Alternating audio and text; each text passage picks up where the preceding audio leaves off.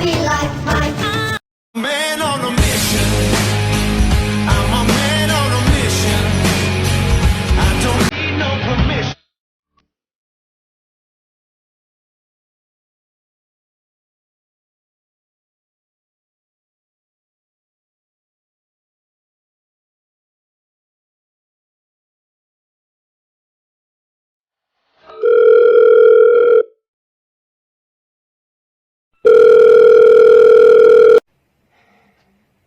A year ago, Kobe Bryant's name was called, not on the basketball court, but on this earth.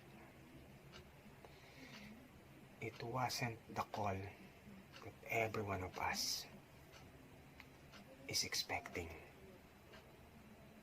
It wasn't the usual call either that we get used to when Kobe achieved a milestone in basketball or outside the basketball court. It was a bad and terrible call indeed. For me, who grew up looking up to Kobe, it seems like unreal, and it feels like a nightmare. It was a call that sent a shock of wave, not just in sports world, but in the entire world as well, and left every one of us devastated.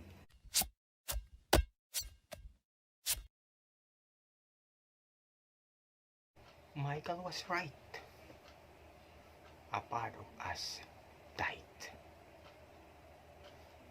Buddy, I have a bad idea, but I hope it will ease our burdens up.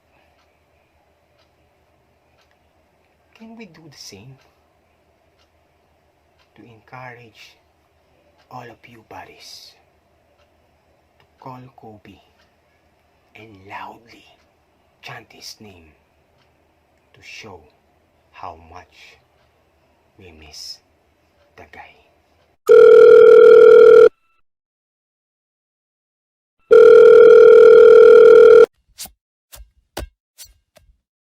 Kobe, Kobe, Kobe, Kobe, Kobe, Kobe, Kobe. Kobe, Kobe, Kobe. Kobe, Kobe. When I said call, what I mean is to celebrate, appreciate the legacy and life of the great Kobe Bryant. Let's do it the Mamba way. Kobe's name was distinctive and unique, like it's built to be different. But do you know the origin of Kobe's name? Kobe was named after the most famous beef of Japan.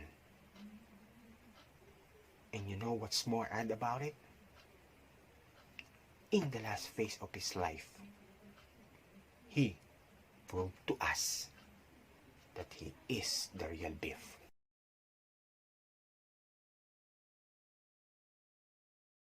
Meaning, better, efficient, excellent father. One name, two tails for you to keep. This is not just an ordinary story. Kobe's life is a beautiful journey that meets its purpose. Like his name, that satisfies the appetite. His desire to win that pleases the basketball world. His story is to inspire lives. But unlike any ordinary stories, Kobe has a tale of two halves. You will never appreciate if you will take away the other. From 8-24, young, matured, athlete, artist, selfish, selfless, ups, downs, winning, losing, criticisms, admirations, killer instinct, Mamba mentality. It symbolically fits in his life. From the very beginning of his basketball career, Kobe Bryant's vision was crystal clear. He wanted to be the best basketball player of all time. Once upon a time, there was a young basketball player who had dreams of becoming one of the greatest basketball players of all time. In the beginning, Before time in the beginning. Cut! Optimus, one more time! In the beginning. Cut! It's beginning! Beginning! It is difficult to erase from my memory now. This is already a trouble right from the beginning. No! what I mean is in the beginning, Kobe Bryant knew that he needed to overcome tremendous obstacles to reach the mountain top. He was labeled a showboat, basically, for not passing the basketball. We don't know what's coming, but he gave us a shade of what might the future holds for him. I hate to disagree with his contemporaries, but the further I realize, Kobe was indeed a showboat. He shows the basketball world he is arguably one of the best of all time. Kobe is well aware that the only way to silence his critics is to start winning championships. He knew that he needed to hit those game-winning shots and develop that killer mentality to beat his opponents. Not talking about that killer. That's the killer look I'm talking about. When opponents saw it with Kobe, they knew they were in deep trouble.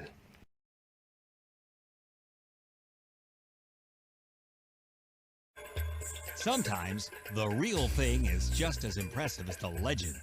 The Black Mamba is one of Africa's most feared serpents. Like the Black Mamba, Kobe is just waiting for the perfect opportunity to strike. He would turn into this cold killer assassin that would show no mercy to his opponent. He will rip your hearts out to destroy you. He possesses a ruthless determination to win. And that is just greatness personified. What is beautiful about the last phase of Kobe's life was he flips those criticisms and turn it into serving his purpose by showing his kind heart.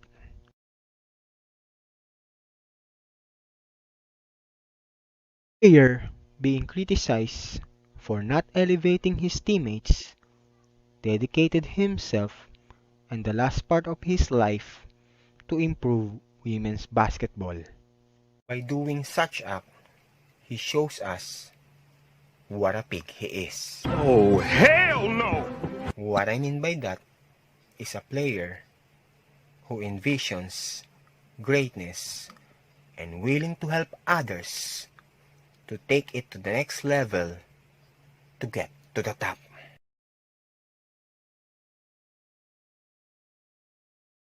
We are also a witness to his love and dedication for his wife and daughters. He served as an inspiration to people from all walks of life.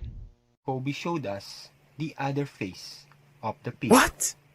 Which means he is a person that inspires generations. The letter K for Kobe's name stands for killer instinct and kind. Even a good heart possesses obsession. For Kobe, obsession is not optional. It's a choice.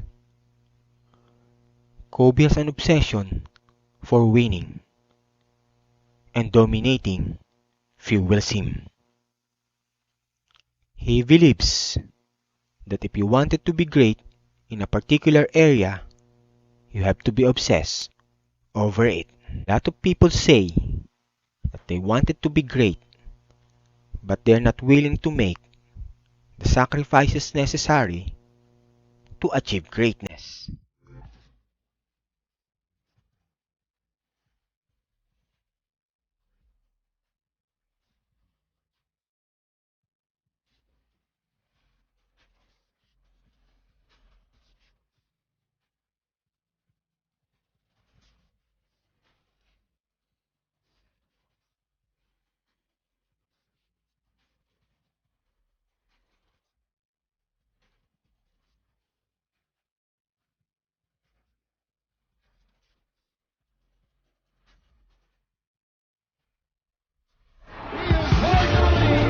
It's only natural.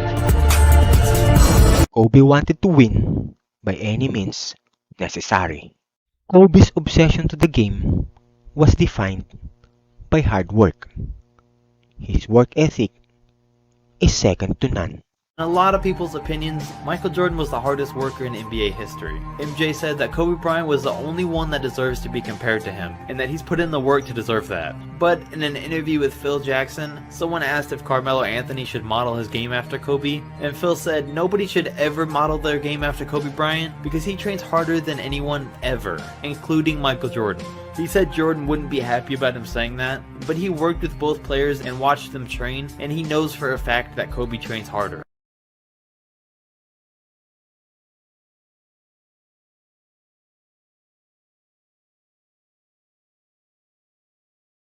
When you combine obsession and hard work, it will fulfill your dreams and will lead you to a greater heights. Like what Kobe accomplished in his 20 years illustrious career. Many would say that Kobe fall one short trophy of Michael. But Kobe's accomplishments are way beyond basketball. The letter O for Kobe's name stands for obsession and overachievement.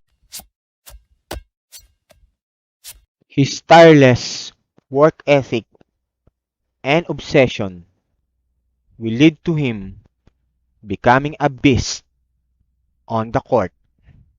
Really? Oh no! Not these stingers. Putting up crazy numbers and doing it not just offensively but on the defensive end as well. He is a tremendous scoring machine and a terror on the defensive end. His accomplishments in and out of the basketball court is a product of his constant and infinite belief in himself. The same belief that later on transmits from himself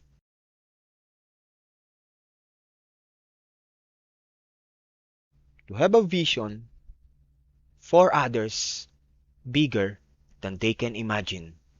The letter B for Kobe's name stands for Beast and Believer. His unquestionable belief in himself enabled him to put epic performances that leave a mark in the NBA. Let's relive some of his top performances for the ages. Who wouldn't appreciate when he poured 62 points and outscored the entire Mavericks team for 3 quarters? Where were you when he scored an 81-point game against the helpless Toronto Raptors and set the second highest scoring record in NBA history? To make history, you have to do historic things. 61. Kobe Bryant, most points ever scored here at Madison Square Garden. 62 for Kobe. He has more than Dallas has. 81 witness the second greatest scoring performance in NBA history. We witness the most epic finale of any player in any sports when he scored a 60-point game against the Utah Jazz. For one last time, he will himself in pursuit of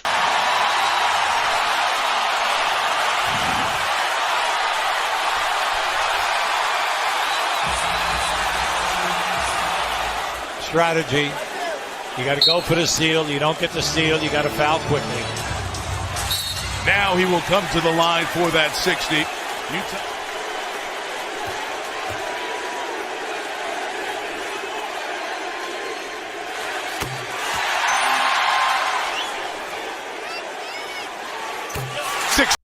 similar to his epic performances.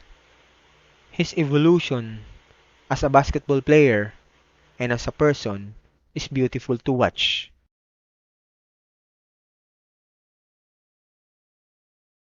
From a 5-time NBA champion to a mentor and inspiration to many, to becoming the best father he could possibly be, up to becoming an award-winning artist, Kobe always figured it out. When he moved away from the game, we knew it would be an end to an era.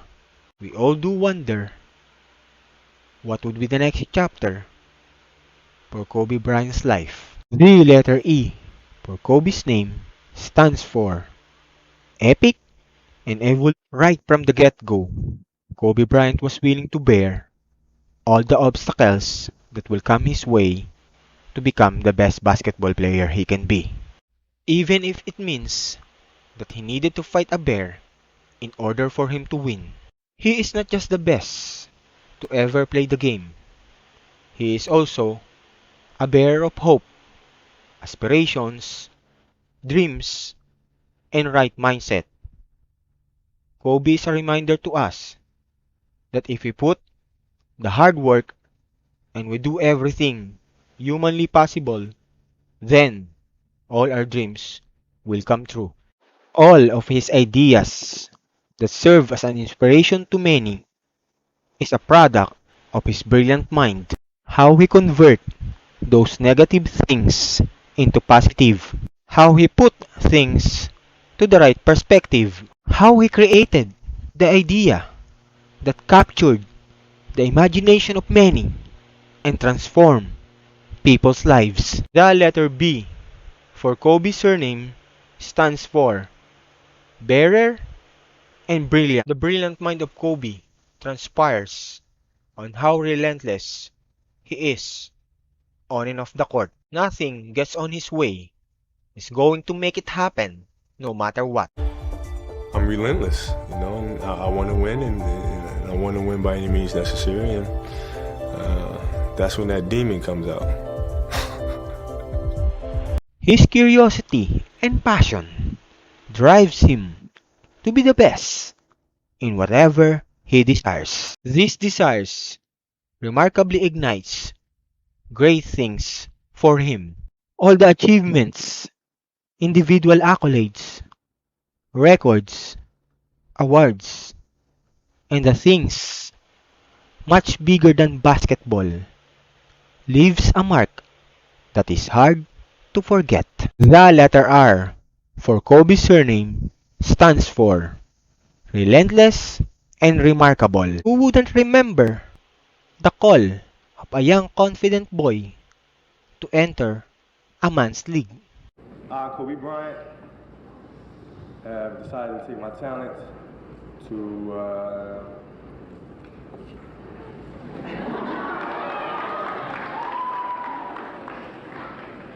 No, I have decided to skip college and take my talent to the NBA.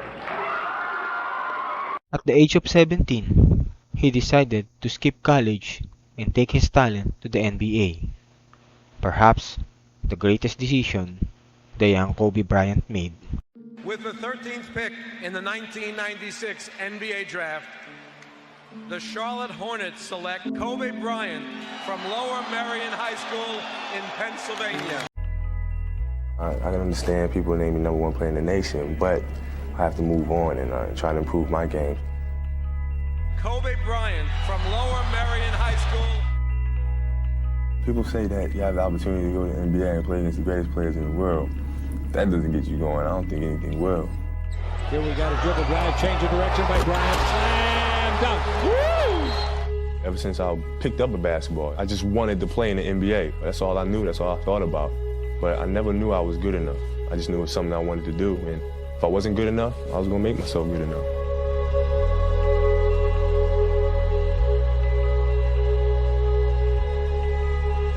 After 20 years of playing basketball, he decided to retire and wanted to make up for the lost time. It seems everything is falling according to plan. Until we heard the bad news that shook the world. A year ago, January 26, 2020, the unimaginable, unthinkable happened. The most devastating and tragic news in sports history. Kobe Bryant, together with his daughter, Gigi, died in a helicopter crash. And it crushed our hearts to hear that sad news. And up to this time in year, it still feels unreal.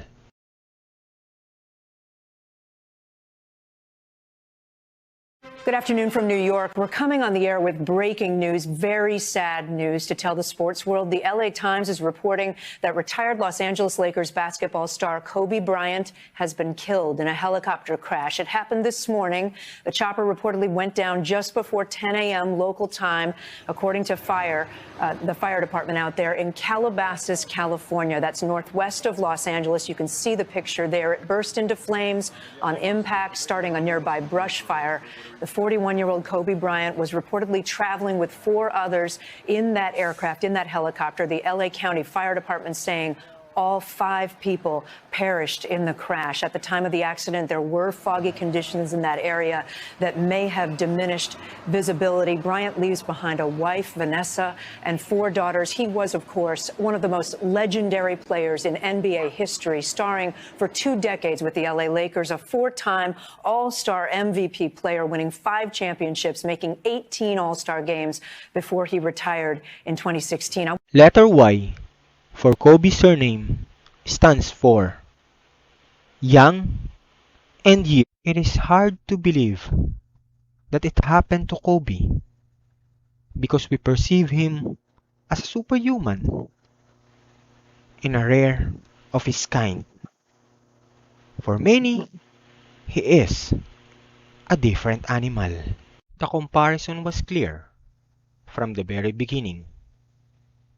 From his name to a beef, he shows us how to be a pig, a player who envisions greatness, and a person who inspires generations. He is a beast inside the basketball court. He will fight even a bear in order to win. We witness him chasing the goat. Pare, Kobe is indeed a different animal. He is an assassin who will endure whatever it takes to win. He won't make any excuses. He inspires a lot of people. He has a tough mentality. He always achieves whatever he desires. It is visible in his legendary life and career. That's why Kobe is one of a kind. The kind of audacity we saw all throughout Kobe Bryant's career. He is a tenacious competitor.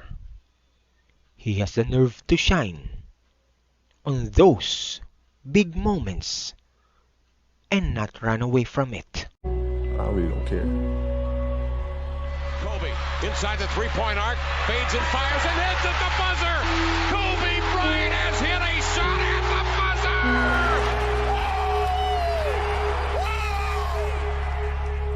Took all the criticisms when championship was not coming. He never flinched from the competition. Kobe never took his uniforms off, and he is determined to be Kobe Bryant every day. Letter A for Kobe's surname stands for animal and audacity. Every day is an opportunity to get better for Kobe. He is not an avid fan of making any excuses. When everybody is sleeping, Kobe is working. For him, great things comes from hard work and perseverance. No excuses. He works day and night, every day, for years and years and years and years and years. That's what basketball's all about. I mean, it's fun to me.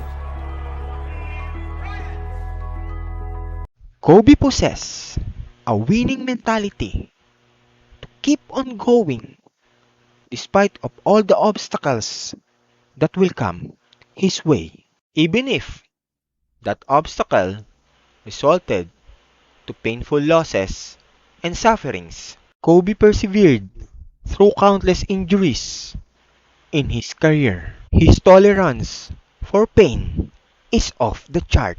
You're playing against the Golden State Warriors. Score is 107-109. You guys are close to getting into the playoffs. You know exactly what happens in the game. You go up, you're about to take your shot, and then all of a sudden, boom, Achilles happens, right? Friend of mine, Nima, he is here just to listen to. He played ball.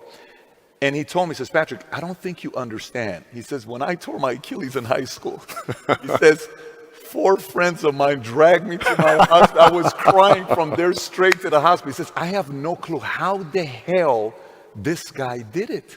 He went and hit the free throws, and then you walked off the stage, and then you got the surgery done. Yeah. How the hell do you tolerate that kind of pain? You know, I use this. I tell this example, and I think this is the best way to explain it. You know, you have a hamstring injury. You pull your hamstring really, really badly. You can barely walk, right? Let alone play anything, soccer, basketball, volleyball, whatever it is. Can't do anything. Doctor tells you go home, sit up on the couch, rest your hammy, right? Stay off of it. Don't get up. No sudden movements. You're at home, all of a sudden a fire breaks out in the home, right? Your kids are upstairs, you know, wife is wherever she may be, you know, shit's going down, right? I'm willing to bet that you're going to forget about your hamstring. You're going to sprint upstairs. You're going to grab your kids. You're going to make sure your wife's good. You're getting out of that house, right? Hamstring be damned. You're not going to feel your hamstring, right?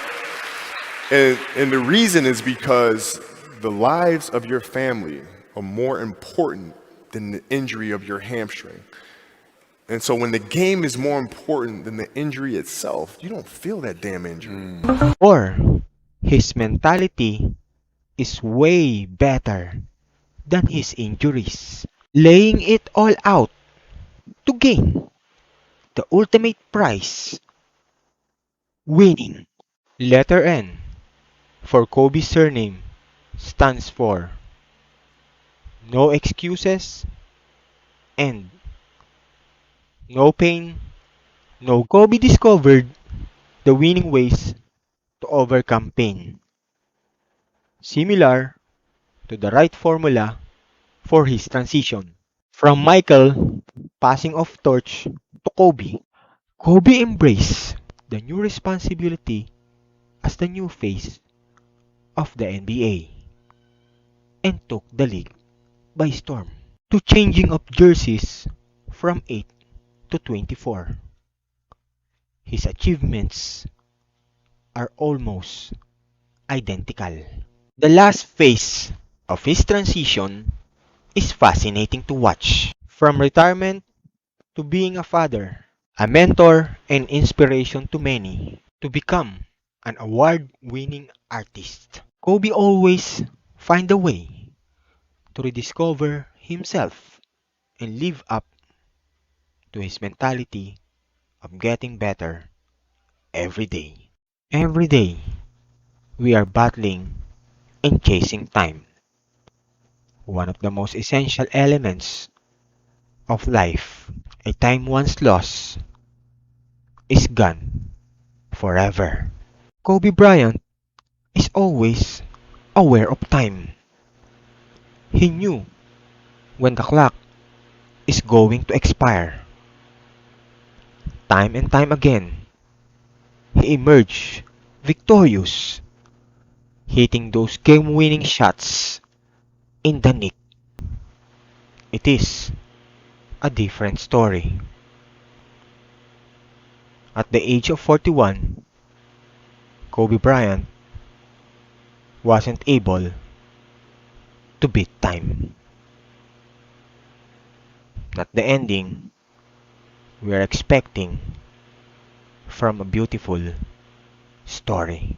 Some say he lived a short life and he could do a lot more. But who are we to choose when will our time is up? Nor what type of ending we're going to have. He lived this earth that even in his last moment, he wanted to do good things for others, fulfilling the true essence of living.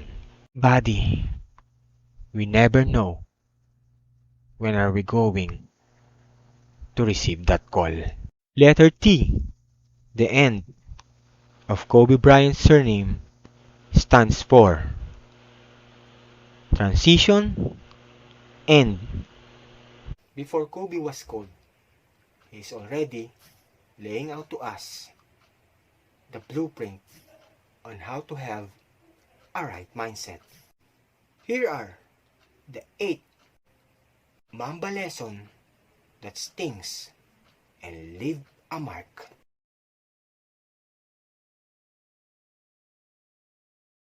Number 1 lesson. Kobe taught us to believe in yourself, or no one will do it for you.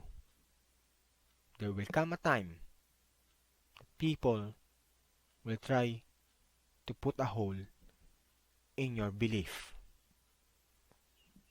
People that will be telling you you're not good enough or you're not going to make it. It's your job not to make their perception become your reality. The only way you're going to lose is when you start believing in them rather than in yourself. Number 2 lesson. Kobe's success was a combination of obsession for winning and hard work. He will not let anybody outwork him. He is blessed with the God-given talents and skills, but he never stopped honing and developing it to be the best. Number 3 lesson. Kobe reminded us that the moment you give up is the moment you let someone else win. The only time you're going to lose is if you quit. If you don't, It's only a hurdle, one that you will overcome. You will get there in the end. Trust the process. Endure the grind. Number 4 lesson. Make no excuses. People has tons of excuses. But for Kobe, winners don't make one.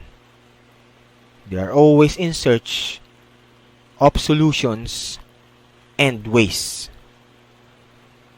There are no excuses for believing in yourself rather than in your weaknesses. Throw away all the reasons why you can't do something and compile a list why you can. Number 5 lesson. Kobe's life is a reflection of no pain, no gain. There will be a lot of ups and downs in life and even in career.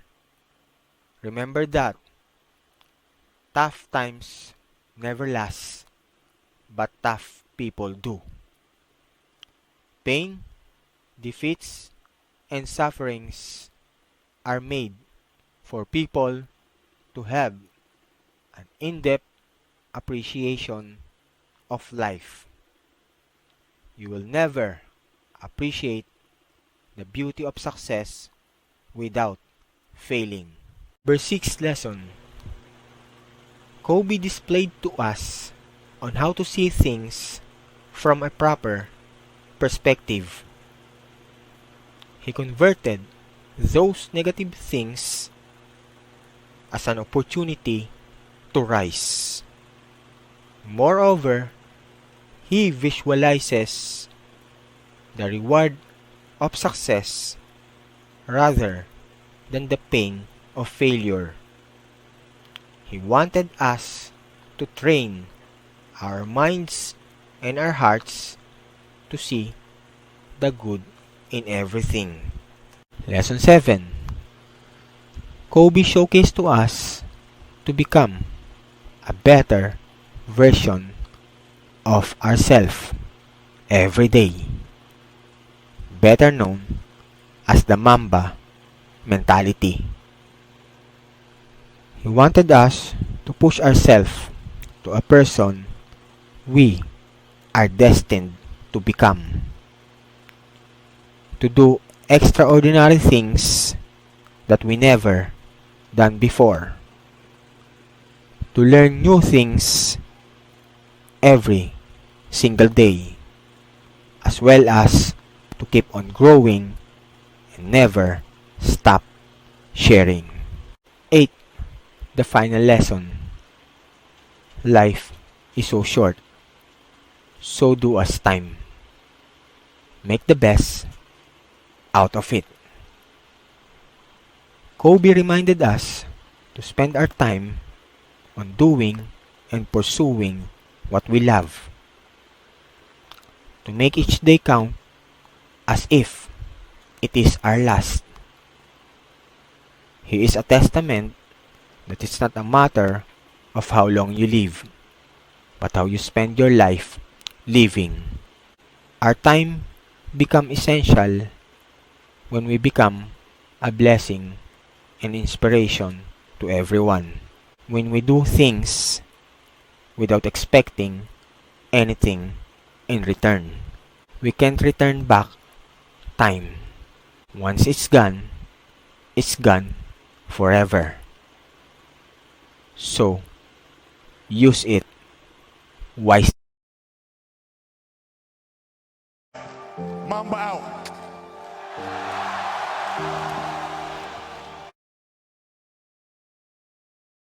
This is Sam, your Live Life Buddy, signing out, paying tribute to the one and only Kobe Bryant, the Black Mamba. From ShowBoat to chasing the GOAT, ended up meeting the best version of himself. Isn't it what everybody desire in life, together, we can make our earth a better place. The Mamba. Wait.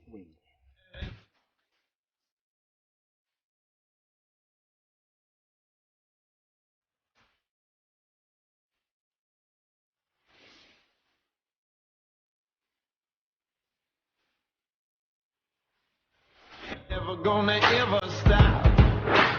I won't waste another minute.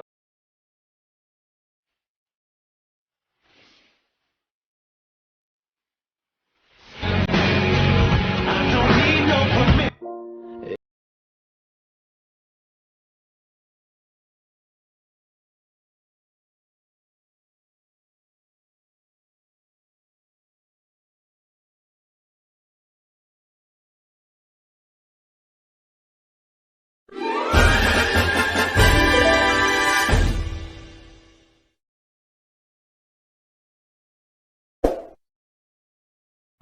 Don't forget to subscribe and click the notification bell for updates.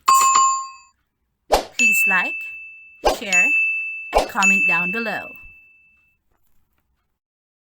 Till next time, thanks for watching.